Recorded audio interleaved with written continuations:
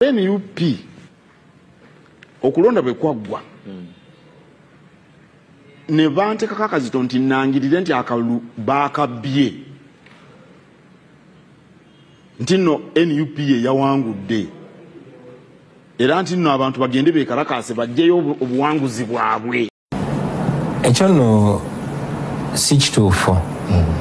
Yeah, of course nange nabiraba era newunyiza naye nagezezaako okwebuuza kuba nange nga njagala kumanya ani oyo wa NUP yagende wakati kiro namugamba langire kati wano wetulaga wazibu nnyo babuulira nze nga nzisobola kukiriza legasi ya muganda waffe Honorable Segirinya Muhammad kufa Togge ekyo kyo munansonyiwa sijja kukiriza legasi ebambi kufa Togge basebo ne banyabo Honorable Alan Sewanyana senga kikulema mu ssaawa okuva kati zino ziri ssaawa zigenda kuwera mukaaga ku ssaawa mwenda nga tunnatuuza press conference nga tunnagituuza kubuulira abantu ani yabasiba omutuufu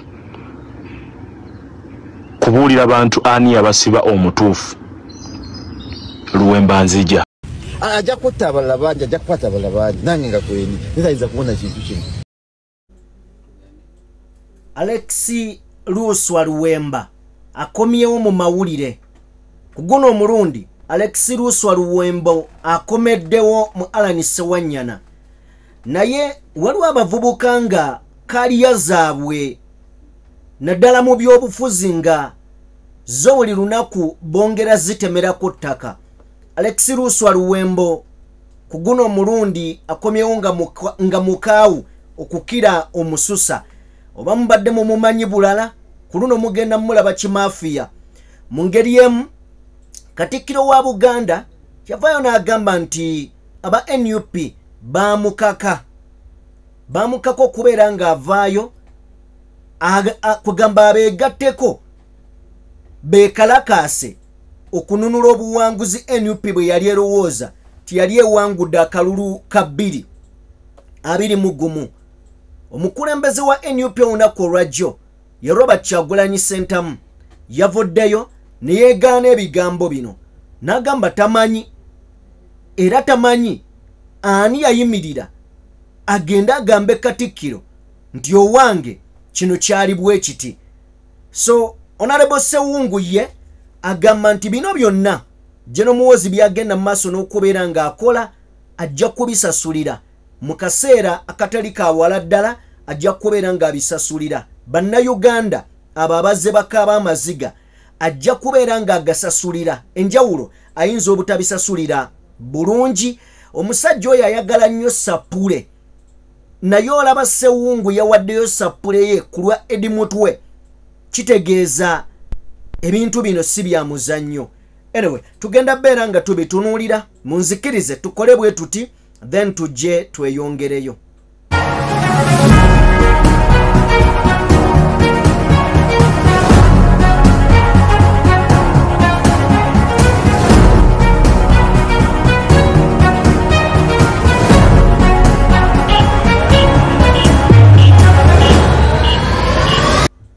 Boterevu mbanirizaako akawungezi kuunaku olwaleero buli omu gy'oli era gy'osinziira okubeera ng'otugoberera webale nnyo webalire ddala okubeera ng'otwegese amaaso akwоса n'amatu okutuwuliriza n'okulaba ebyo bye tubeera tubateereddeyo ogende mu maaso n'okubeera nga obimanya era ng'obitegeera. Puliriza mukwano gwange njagala kusaba sooka owe video yaffe like mu ngeri y'enjawulo eyakatwegattako nga gwe mulundi gwo gwosoose okubeera ng'olaba omukutu guno genda mu maaso n'okubeera ng'osubscribinga ensonga ebeerere ddala masavu. Nzikiriza tutandike n'ebigambo bino wammanga. Tugenda kutandika n'ebigambo ebya Katikkiro wa Buganda.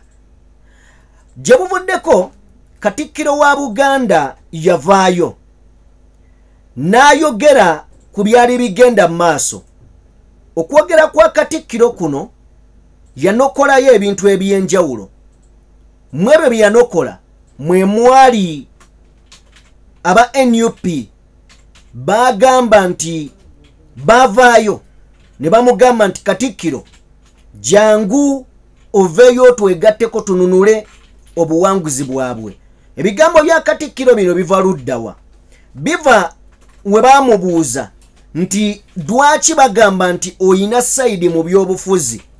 Najja n'atunnyonnyola n'agamba nti mu 2017 yavaayo n'atandika project ey'emmwanyi, era project eno ng'atugamba nti yasomesanga abantu nga bagamba munoge emmwanyi emmyufu, munoge emmwanyi emmyufu. Kati NUP mu 2020 neebuukira ekintu kino.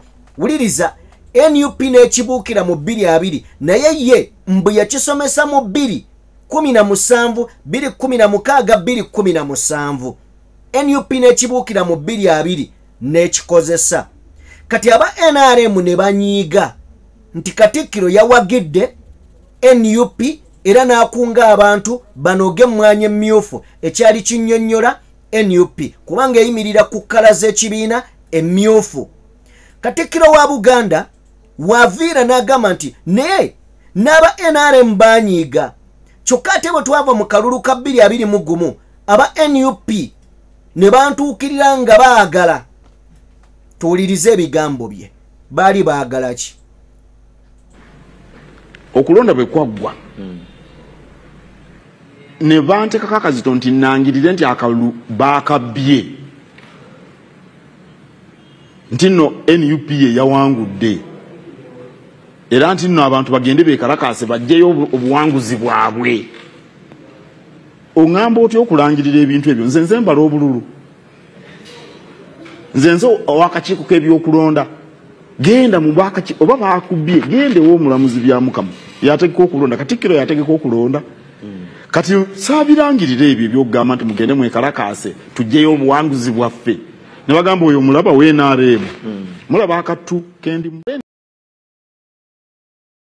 Ndowooza nkulambululidde okutuusiza ddala Katikkiro we yayogerera kino ekigambo olwaleero kye tuli mu kubeera nga tutunuulira ekya aba NUP nga baagala nangirire nveeyo nkunga abantu twekalakaase okunona obuwanguzi bwa NUP. Kati kiva wali emabega, oyinza okwebuuza kituuse kitya nekivaawo emabega. Now bino ebigambo bya Katikkiro we byavuddeyo twafunye omukisa ogufuna omukulembeze Bobi Wine onaku oba ekiro ekikeesezza onaku olwaleero ku mukutu ogwa NTV. President n'ayanukula ensonga eno, mu kwanukula kwe yeekanze n'agamba nange bino nabyewuunya kubanga nze nkulembera NUP. Bwe mba nga nze nkulembera NUP nga siina kye mmanyi, kisoboka kitya okubeera nga waliwo eyagenda n'agamba Katikkiro nti jangu twegatteko twekalakaase tusobole okubeera nga tununula obuwanguzi bwaffe. Kyokka tufuna ebigambo bya Bobi Wine ne wano we ngenda okulambululira ng'amaliriza, then tudde twebuuze ani ayinza okubeera nga bino byayogerwa okusinziira ku bye tuzze tuwulira mu NUP ku mikutu gy'amawulire egy'enjawulo. Then wano we tugenda otegerera gwe olowooza ani ayinza okubeera nga yatomeza Katikkiro oba NUP. Katuwulirize ebigambo bya Bobi Wine. Ekyo nno si kituufu. Of course nange nabiraba era neewuunyiza, naye nagezezaako okwebuuza kuba nange nga njagala kumanya ani oyo wa NUP yagende wa Katikkiro n'amugamba alangire nze nkulembera NUP, naye nina ne bannange benkulembera nabo, era mu bonna benkulembera nabo tewaliwo n'omu era asabyeko Katikkiro okulangirira nti NUP wangudde. Naffe tukimanyi bulungi, abamu ku ffe twasoma amateeka era tumanyi bulungi nti Katikkiro wa Buganda si ye yakulira akakiiko k'ebyokulonda, era si alina okulangirira omuntu awangudde. So ekyo kyanewunyisizaamuko, naye era nja kitanya nti abantu bangi kyebalinga basaba nga bwe twasabanga abakulembeze ab'amadiini n'abalala okwogera ku mazima okusingira ddala ku mbeera eyaliwo era ekyagenda maaso y'ekiwamba abantu naddala wano mu Buganda. Abaana ba Buganda bangi bawambibwa batulugunyizibwa n'avaayo nga talina njala talina maaso nga tusaba abatutwala bakyogereko kubanga basinga bali batulugunyizibwa lwawwa gye bava. Honorable Zaake nange kenyini ne bakati abawambibwa bakukuba bakugamba kati kabaka wokajja kutaase bakuba bakulangira nkulayo n'enfaananayo ng'Omuganda. Right. Bye byabadde ebigambo by'omukulembeze bwe yabadde ku mukutu gw'amawulire gwa NTV ng'ayanukula agamba takimanyiiko ne Katikkiro ye yayogera agamba aba NUP baali baagala.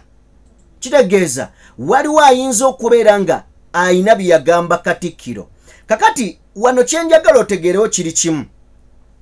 Katikkiro asobola okubeera omutuufu nga yagambibwa.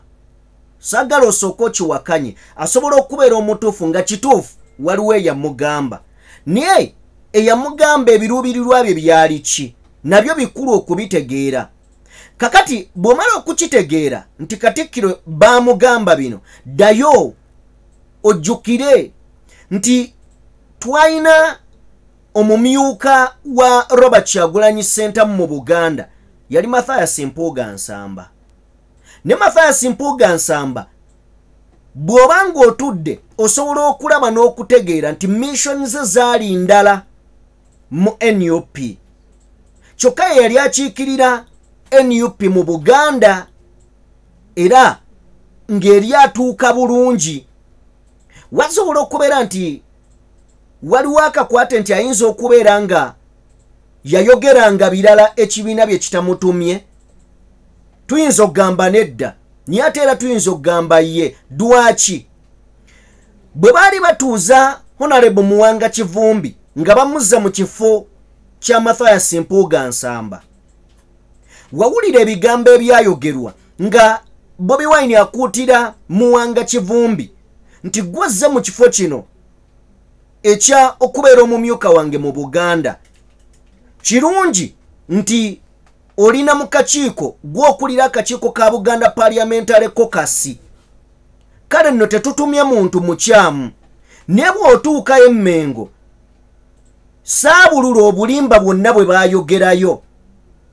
Olaba kino we kigatta nti saabulula obulimba bwonna bwe batuwogerako. Bulimba ki bwe batuwogerako? Kitegeeza ekibiina kyali kimanyi nti bwe kisindika omukiise waakyo mu Buganda agenda ayogere bino, bw'atuuka yaayogera birala. Gyensonga lwaki yawummuzibwa. Then kisobola okutegeerekeka wano nti wandibeera nga waliwo eyayogeranga ebyali either ebyawula Buganda ne NUP nga mu kifo ky'okuzimba olutindo olunywere wakati wa Buganda ne NUP ye yaliwo kwabuluza. Bwe bamutuma kino ajja n'ayogera naye ng'akiyita bw'ati, basobola okubeera nga kikyusa amakulu. Kati Katikkiro asobola okubeera omutuufu nga waliwo eyabimuwa, naye ebiruubirwa bye yabimuwa byali ki? Nkugambye Bobi Wine yagamba nti tukusindise otukiikirire bulungi, tukwesiga. Twesiga omutwe gwo era tetubuusabuusa bumanyi bwo, agamba Honorable Muwanga Kivumbi. Kitegeeza either eyali amyuka Bobi Wine mu Buganda bwe yagendanga okuteesa oba okwogera ensonga za NUP eri Buganda ate yagisiigangayo busiizi, ennaku zino kemuyita akasa. Kisoboka. So embeera bwetu bweri, but Bobi Wine yakkiri yalinze eya mu ngeri yemu ng'ekyo tukiteeka ebbali tukiveeko. Olunaku olwaleero Bobi Wine afulumiza ekiwandiiko. Ekiwandiiko kino akifulumiza, in fact okusinziira ku date eriko kyafulumanga mukaaga May 2025, era ne bateekako abantu abo boogenda mu maaso n'okubeera ng'olaba bonna okukkirira wansi. nebo berango tunulidde ekiwandiiko kino kyesigamye ku nsonga ziringa 2 ku 3 kyesigamye 1 ku busosoze mawanga era nga Bobi Wine agezaako kubeera nga alabula abo General Muhoozi balowooza nti beyesigamamu abagamba nti ono akozesa mmwe okuyisaawo ebyobufuzi bye n'obusosoze bwe. Era mbadde ndaba omukulu amanyiddwa nga Joel Ssenyonyi avuddeyo n'abaako kyayogera ku kiwandiiko kino. Producer tuwe ku omubaka amanyiddwa nga Joel Ssenyonyi asooka atumenyeremenyeremuko then nange ngenda kujja mbeeko byenkusomera okuyita mu kiwandiiko kino ekifulumye. Oba oliawo Joel Ssenyonyi akituwadde in brief, nange ngenda kwongera okubeera nga mbaako byennokolayo kimu 2 ku ebyo bye tuba tugenda okubeera nga tutunuulira mu kiwandiiko kino ekyafulumiziddwa omukulembeze wa NUP wakati mu busosoze obugenda mu maaso mu ggwanga. Do we think that they will speak out and condemn this tribalism? We hope they do.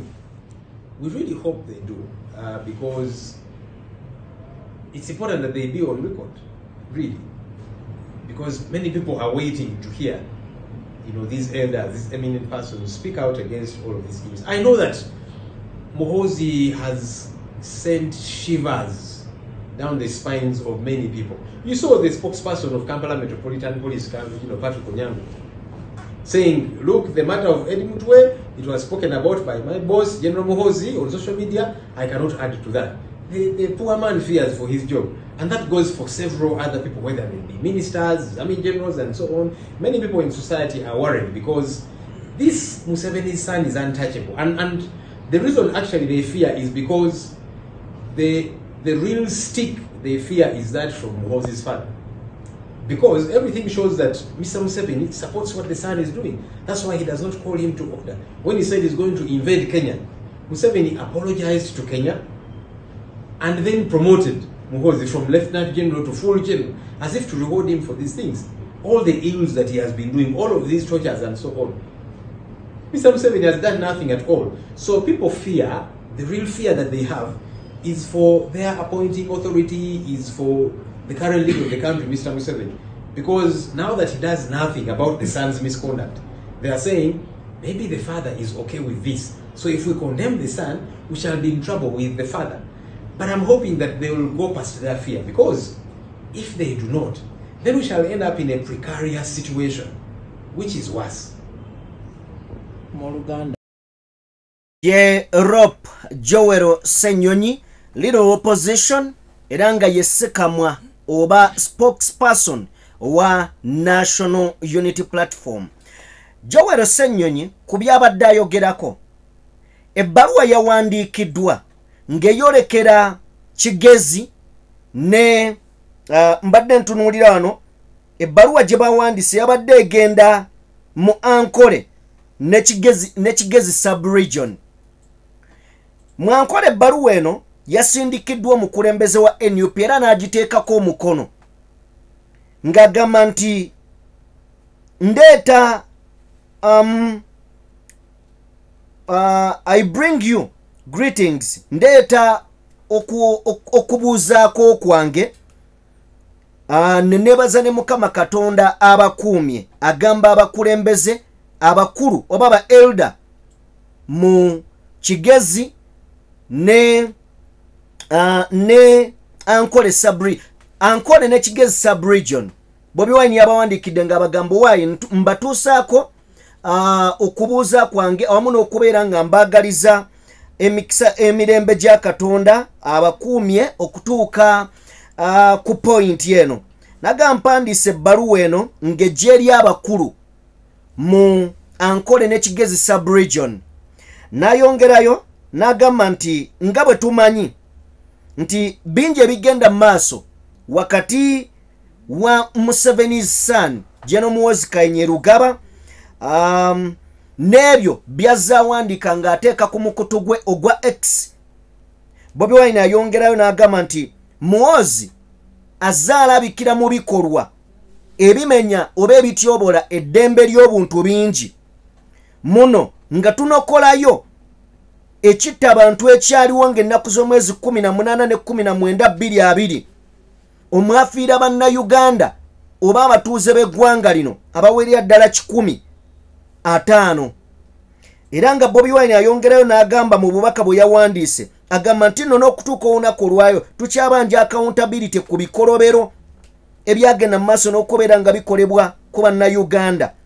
Ayongerayo n'agamba nti era mutabani wa mwami Museveni General Muhoozi Kainerugaba avunaanyizibwa kutyoboola eddembe wakati n'okubeera nga akola ebikolwa ebifaanaganako ebyobuzi bw'emisango mu mawanga agatuliraanye okuli South Sudan, okuli Democratic Republic of Congo, okuli eggwanga erya Kenya, Ethiopia, Gaza tisatiisa okubeera nga alumba. Bigambo bya Bobi Wine agamba nti nno eyo tuveeyo tudde ewaka. Muhoozi azze ateekawo ebintu bingi ebitwawula nga bannayuganda. Bino byazze ateekawo ebyobulabe mwe muli okulabikira mu ngeri y'okusosola mu mawanga okugeza bwe tuba nga tuzzeeyo ne tutunuulira lwe yakwata Eddie Muto olunaku olwa Sande ng'ennaku z'omwezi 4 May 2027 ng'ennaku z'omwezi 27 April 2025 n'amutwala mu basement ye wansi. General Muhoozi agamba nti ono yatulugunyizibwa ne wakati mu kutulugunyizibwa nga bamugamba ayogera olunyankole ekitali kibi naye Eddie Muto amanyiddwa nti musajja muganda. Kyagulanyi Ssentamu agamba nti ennaku z'omwezi 4 olunaku lwali lwa Monday May Eddie Muto yasuulibwa e Masaka ku kooti kati ng'ennaku z'omwezi 1 May Muhoozi n'avaayo mu butongole n'annyonnyola biki ebyali bigenda mu maaso ku kifaananyi kye yafulumya ng'agamba nti yali ayina Eddie Muto ono era nga amutulugunyiza ebyensusso n'amwogeza n'ebyo musajja atu bye yali teyeeyagalidde okugeza ng'omuyigiriza olunyankole. Jjukira ebbaluwa eno egenda mu Ankole ne Kigezi sub-region. Then Bobi Wine awandiika bino nga raising ensonga eyinza okuviirako eggwanga obuzibu obutagambika. Era mu bbaluwa eno agezezaako okubeera ng'atuzzaayo emabega naga nti history atuyigiriza ebikolwa ebirinyirya eddembe ly'obuntu mu history bitya bwe bizze birabikako. Abantu abateekebwanga mu zi chambers ne battibwa.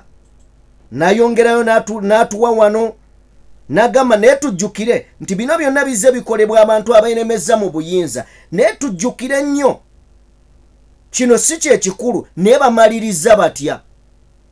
Kino si kyekikulu engeri gye bayisaamu abantu n'engeri gye babatulugunyamu naye bamaliriza batya. Era wano n'ayongerayo ng'atugamba mbisiza mu bufunze n'ayongerayo ng'atugamba nti tubasaba mmwe ng'abantu bankole ne Kigezi sub-region okutwaliza awamu okuyimirira muveeyo nga mutegedde ensonga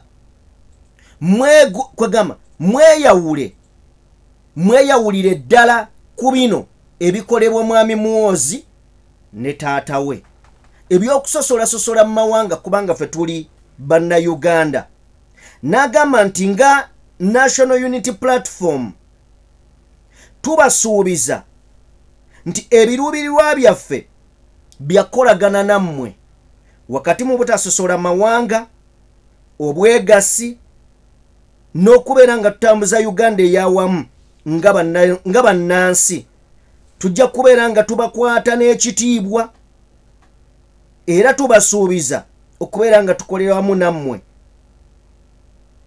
n'ebirala bingi. Ye kennyini n'agisaako omukono Robert Kyagulanyi Ssentamu. So bingi oba oli awo byesisomye ebbaluwa eyo n'oba ogifunye ojja gyesomera naye njagadde nkunokolereyo ebintu ebikulu eby'ensonga ebibadde muno nti General Muhoozi bw'aba akola byakola abikola mu linnya ery'Abanyankole naye nga bw'oba osiriikiridde Abanyankole njagala tuteekinga ekyokulabirako bw'oba ng'otambudde ku street z'omu kibuga Kampala ojja kusanga abaana abavuga bu boda gaali abasindika ebigaali bino tutundako nanansi tutundako ki ogenda kusanga ng'oluusi baana bavaawo mu Western ekitegeeza nti mu Western nabo tebali bulungi bali bubi banyigirizibwa ne waliwo ayagala painting ekifaananyi nti mu Western bali bulungi ebitagambika era lwayagala okusiiga akazigo nti bonna abali eyo bakamirwa bina teri agambayo ne mwotuula n'otunuulira embeera y'obulamu obw'abantu abava mu Ankole eyo Abanyankole bangi tebali bulungi abatono be bali obulungi kino bakizimba okutuwa ekifaananyi nti lino eggwanga lininako bannannyini baalyo era abalala ne bamukola mutya temugenda kubeera nga muliganyulwamu naye kino kittattana Abanyankole n'abantu okunyigira Abanyankole nti mmwe mwatusumbuwanga mmwe mwatumalangako emirembe mmwe mweyagaliranga mu gavumenti ekintu ekitali kituufu now Bobi Wine we yaviirayo juice ku express gye yakola n'atugamba nti bannange mwewale omuntu yenna abadrivinga ng'abatwala mu nsonga ez'amawanga so asazewo olunaku ng'ennaku z'omwezi 6 yasalawo n'akulubuuta ebbaluwa bw'atyo n'agissaako omukono n'eyolekera eyo General Muhoozi oba eva olulimi dwali mu kuyitamu okukola ebikolobero n'okulaga obusosoze mu ggwanga lino so ye kyekiwandiiko ekyo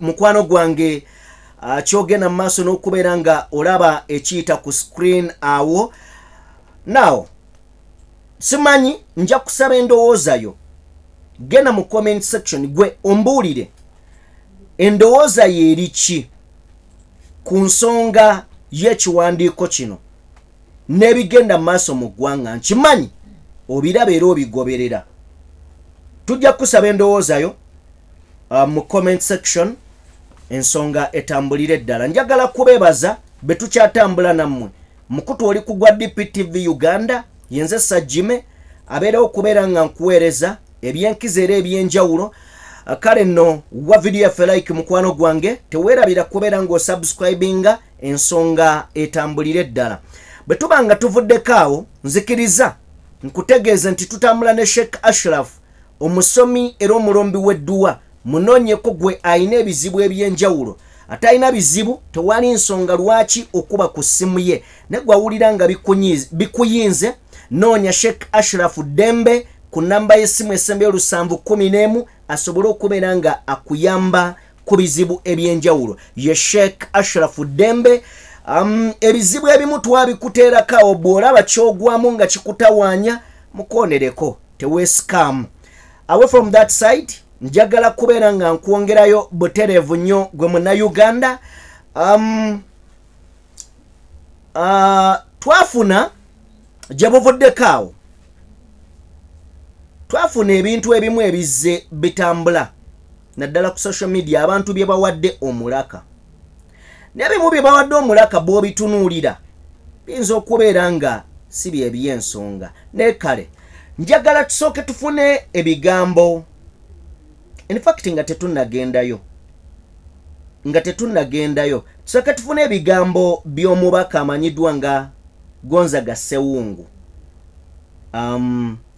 Ssewungu yabadde ayogera ku General Muhoozi tusooke tufune ebigambo ebyo then tujje tusobole okubeera nga tulambulula sitayinza kuwona kintu kino kakola atya ajja kutta abalala bangi ajja kukwata abalala bangi nange nga kweni sitayinza kuwona kintu kino it is just about time ekyokubiri nze nafuba nnyo okunoonya ababaka bannange betukola nabo nga twagala tulikolinga epalament olw'ensonga eno because Human Rights Commission bwewandiika ebbaluwa it's a directive ne directinga omusirikale akutte omuntu akkiriza nti yamuyina incommunicado kyona okirala kyonna kyandibadde kimuzana mu kooti era nange munzikize nebaze nnyo kanso kazibondo kubanga bo babaleeta nga tumanyi nti wali olwoyo ayinza okubeerawo asobola okugenda astaninga agenda okupresiding over ensonga ye naye mu byonna byendabye nti twebaza Katonda bali mu prison bwe bulamu bwe balina okwata otya omwana wa muno n'omusindika pisite mabega zitayinza kuwona kintu kino. Okay, ye Joseph Gonzaga Sewungu agamba kino kya bulalu nnyo kisukka ne ku bulalu okwata otya omwana wa muno n'omusindika pisite mabega. So ebyo bye bimu ku ebikolwa abaana abo abakwatibwa nga batwalibwa mu makomera. Agamba nti Jeno Muwozi kino ne bw'onookola otya toyina ngeri ya kisimatukamu era ojja kukisasulira obaddi ojja kubeera ng'okisasulira. Kale ensi ezimba obukyayi naye ng'ababuzimba just babuzimba beerabidde olunaku lw'enkya.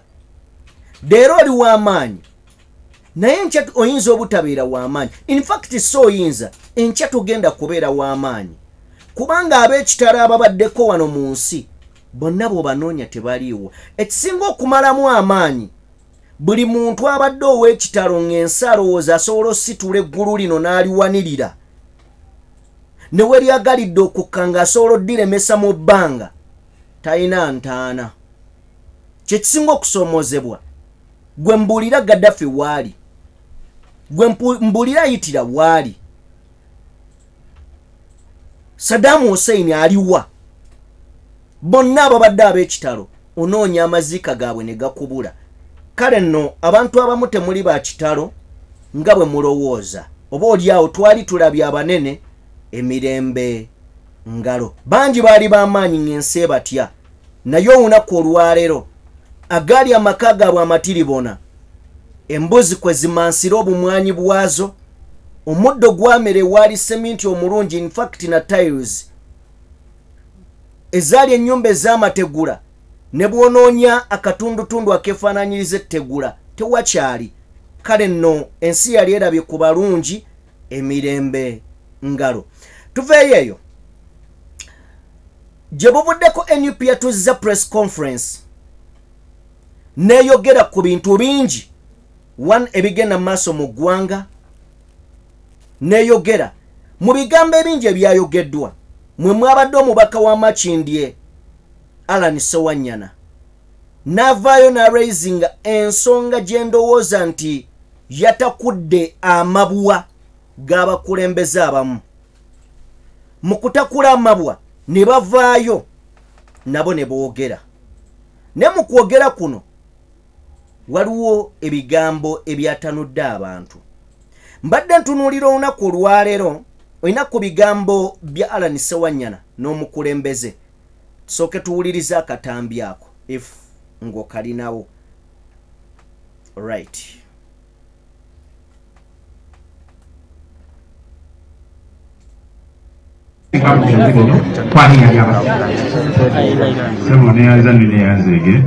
President wabulajaniranga nga tumugamba nti President ebintu bino byali Masaka. Masaka waliyo abakulembeze b'NUP naye wakiddala bajja ne bakwata ffe ab'emukibuga Kampala.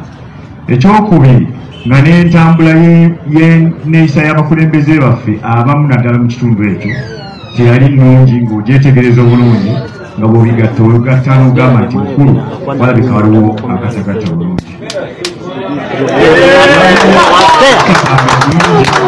Kirabika abakulembeze naddala abaka bava e Masaka bayimanyi ku bintu bino okutusinga.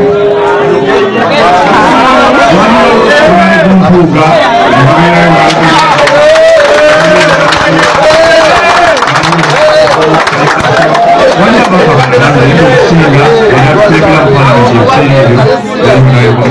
Thank you.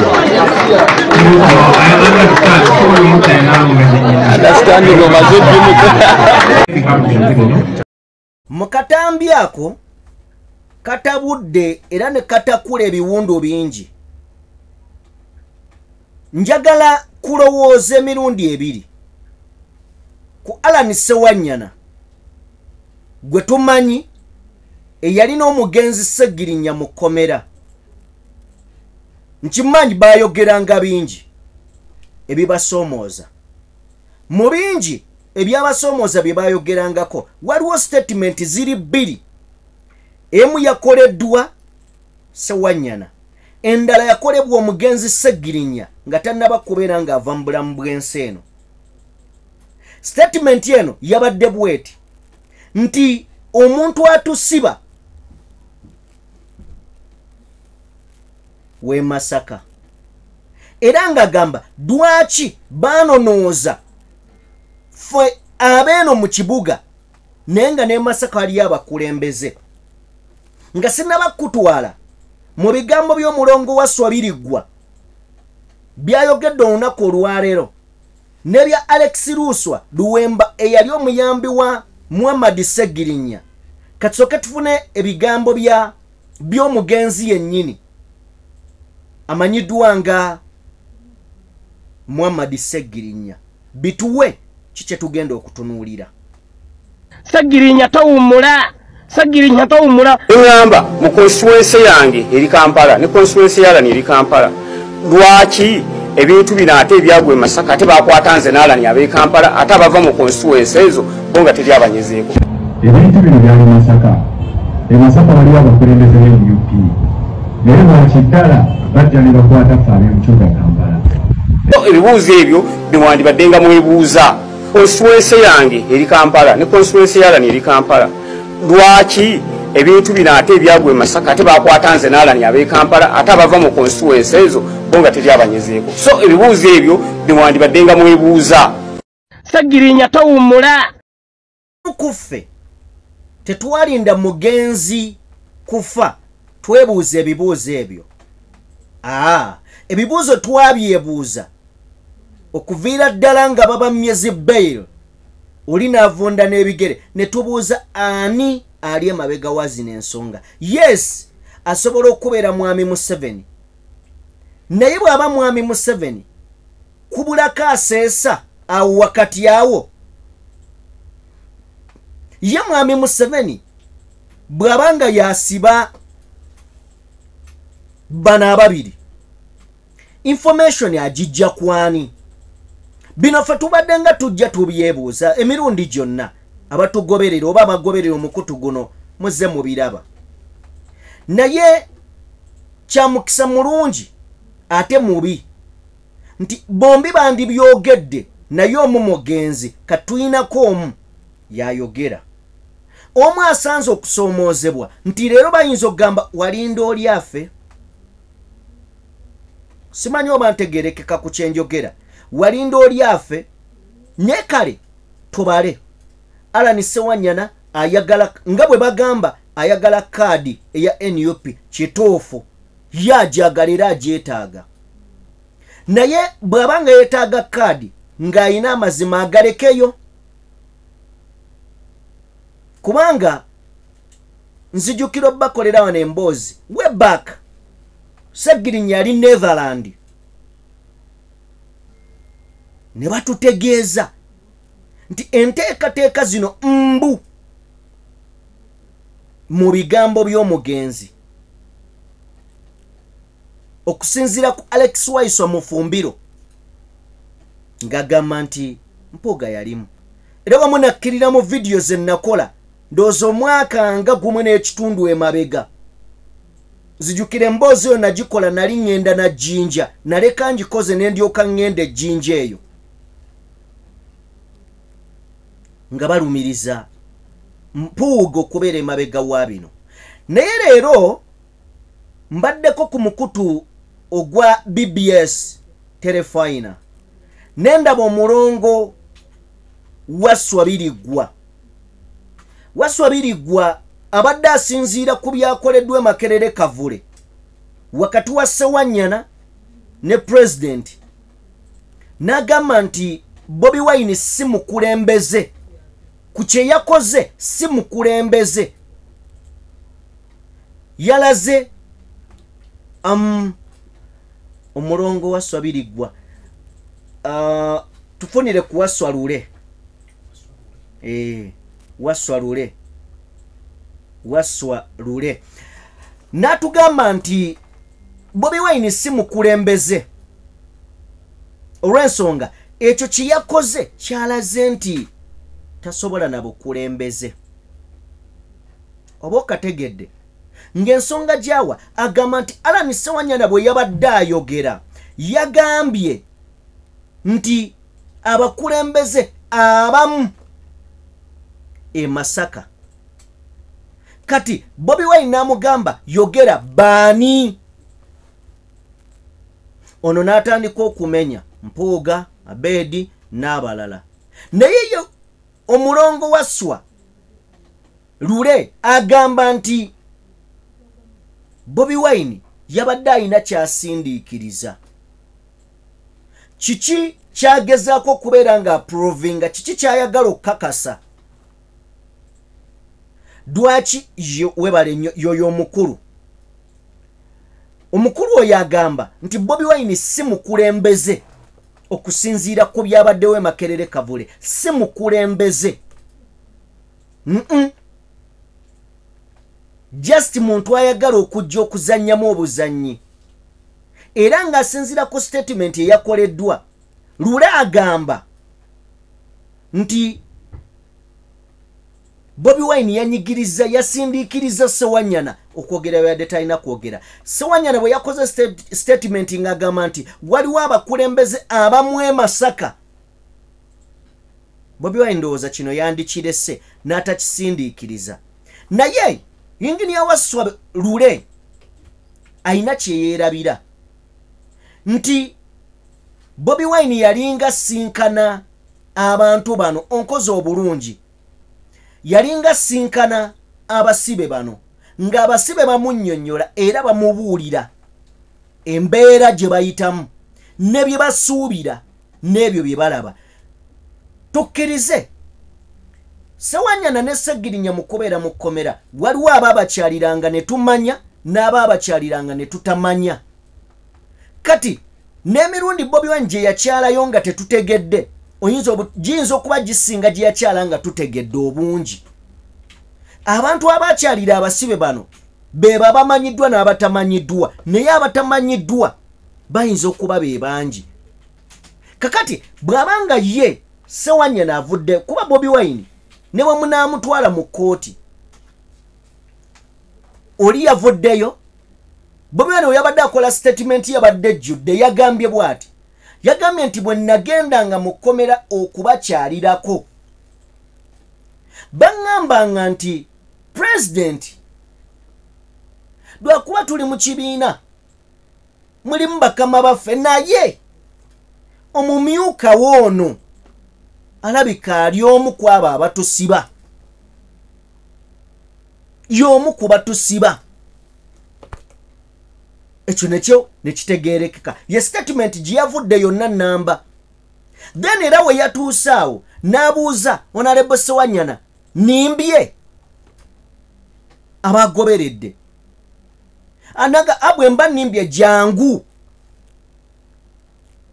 oyogere era nagamba kankweye eddakiika ng'emu in fact yagambe kozesa eddakiika ng'emu obuulire abantu Ssewanyana najja mukujja n'ayogera bye yayogedde Bobi Wine ono bwe yayogedde ng'ayita ku n'amugamba baani yagambye abakulembeze b'e Masaka abamu n'agamba baani omusajja ye kennyini n'aba mentioninga mu kuba mentioninga n'agamba nti yogera bye mwaŋŋamba mu kkomera kitegeeza Bobi Wine yabadde akkaatiriza ebyamugambibwa mu kkomera kati okujjako nga omulongo wa Sswa onenya Bobi Wine kubeera nga yavuddeyo n'ayasa amazima yes omanyi abantu bwe batuuka myaka egimu oba oli awo bandibadde bakkiriza ne bagamba nti ffe tebakyatutiisatiisa bye tulabye tubirabye naye bw'osanga omukadde nga yeesiriwazizza asobola bulungi nnyo okwesiriwaza ekyandibadde ekituufu n'akikulaga mu bukyamu. Lwaki kikolebwa? Kubanga either ali ku nsimbi ameketa akusaabe ewuwe n'olubuto lwe. So ensonga bweto bwe yabadde eya katambi ka Bobi Wine, Ssegirinya, Ssewanyana n'abalala. Tubadde tuli awo ne zigenda zireeta Alex Luswa Luwembo. Bwe twali mu kampeyini z'ekawempe, ebigambo byange ababijjukira tebikyuka. Nabagamba nti abavubuka batta kariya zaabwe. Nebina birala byonna nga tebinnajja. Nagamba singa nze Alex Luswa Luwembo oba Luwemba mbadde sitagala kujja mu kano kalulu, mbadde nzikiriza pate yange ya NUP neronda omuntu, bwe mulonda ne mubakinga ne mubeera emabega ne muwafuulu support.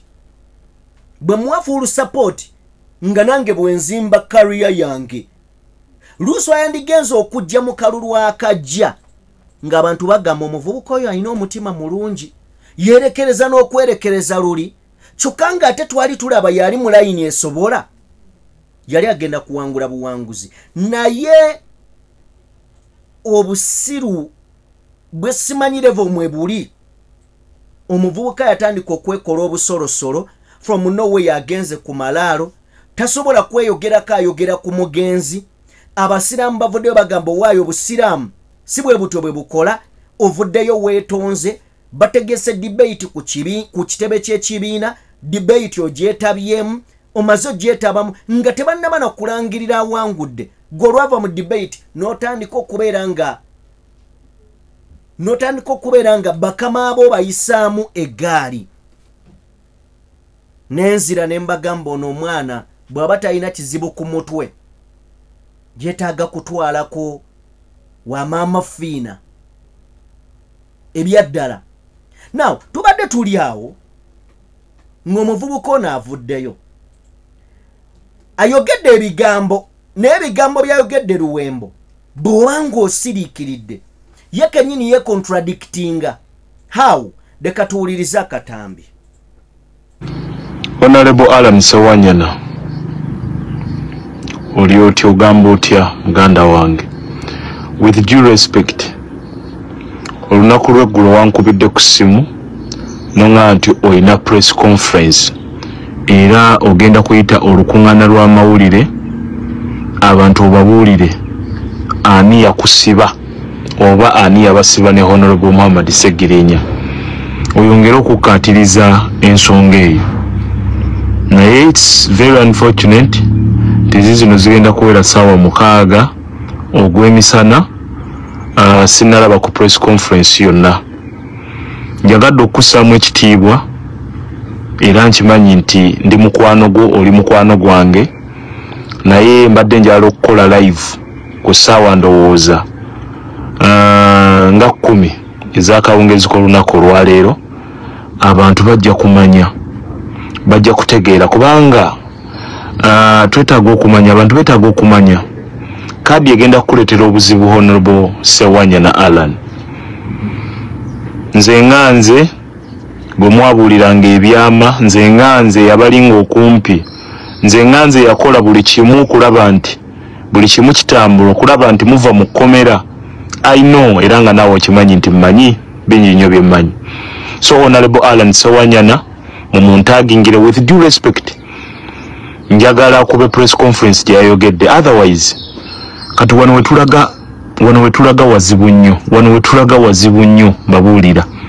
Nze nga nzisobola kukkiriza legacy ya muganda waffe Honorable Ssegirinya Muhammad kufa Togge. Ekyo kyo munansonyiwa, sijja kukkiriza legacy bambi kufa Togge, bassebo ne bannyabo. Honorable Alan Ssewanyana, senga kikulema mu ssaawa okuva kati zino ziri ssaawa zigenda kuwera 6 ku ssaawa 9 nga tunnatuuza press conference nga tunnagituuza kubuulira bantu ani yabasiba omutuufu, kubuulira bantu ani yabasiba omutuufu. Luwemba nzija, bassebo ne bannyabo, Luwemba nzija ku ssaawa 10 ku ssaawa 10 ez'olunaku olwaleero singa Ssewanyana tutuuza press conference kubuulira abantu ani abasiba nanvayo gye mwavayo mukomera sijja kukkiriza muganda wange byakoledde ebbanga ddene kufiira Ttogge. Ekyo nkibabuulira Luwemba nja kusigala nga ndi independent, nja kusigala nga ndi independent mind. Ekitegeera? Yes, saagala. Ekitegeera? Ssewanyana saagala kaadi ekozese bya kisiru kubeera public nuisance. Ekitegeera? Nze ndi wano, I don't support Honorable Mpuuga. Naate saagala okole bya kisiru Honorable Ssewanyana. Ssaawa 10 njagala ssaawa 10 zigenda okuwera nga Ssewanyana Honorable Alan Ssewanyana Makindye West otuusizza press conference. Nze Luwemba nja kusigala nga nyimirira ku kigambo kyange. Ku nsonga yonna ekwatagana ne Honorable Sseggirinya nja kusigala nga nyimirira naye. Kubanga ekyo naawe okimanyi bulungi nnyo. Ssewanyana okumperekera ku kitebe kya Nuupu okimanyi bulungi nnyo nti wali otuukiriza bigambo Sseggirinya bye yagamba ng'ali nsambya. Nti Luwemba ne bwe nnaabanga nfudde oyimiriranga ne bw'onoofuna obululu busatu nja kuba musanyufu. Byonna nja kubyogera ku ssaawa 10 olunaku olwaleero ez'akawungeezi. Basebo ne banyawo mbeere bulungi.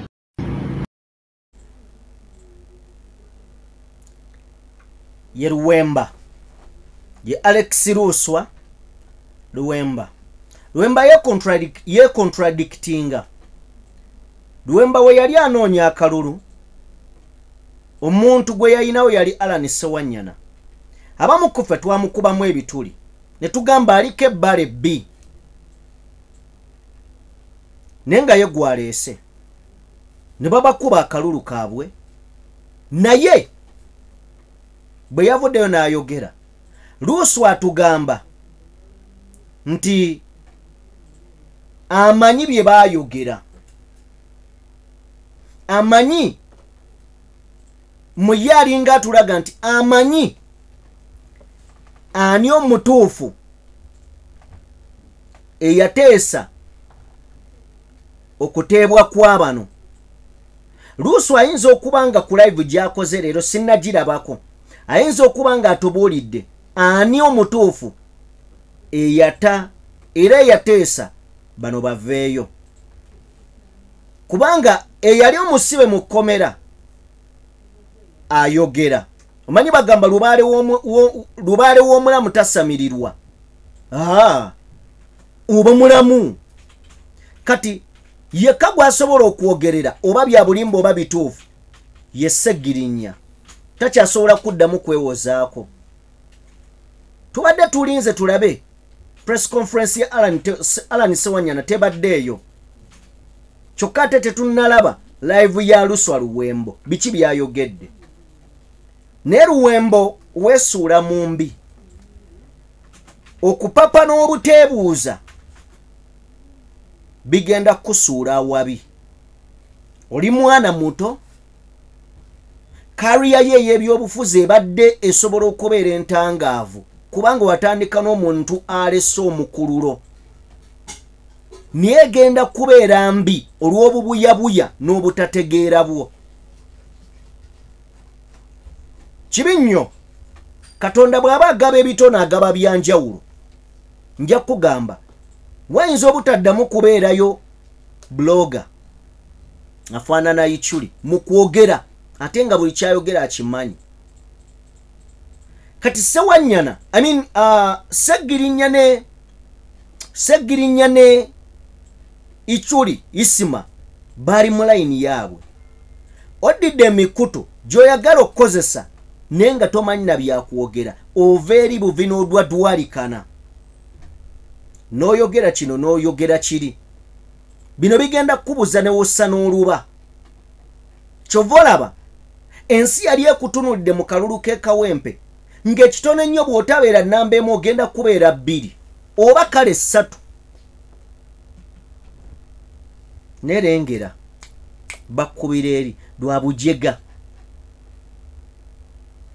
Njagala tufune ebigambo bya Honorable Mpuuga ng'ayogera ku kuteesa kwe ne gavumenti era byanukula Luwembo ndowooza Daily Monitor yateekako omutwe okugamba how MPs get freedom bwe mba seerabidde katusooke tufune akatambi kano Duswa Luwembo bw'oba okoze live nga tonnaba kulaba katambi kano n'oyogera ebyenjawulo mu kano akatambi then you an idiot.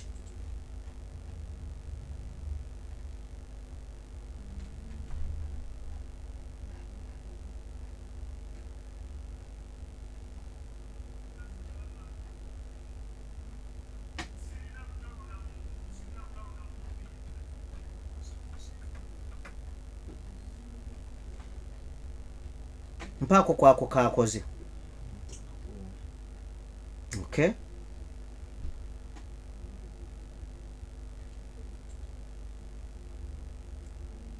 Kachabuze tweyongereyo.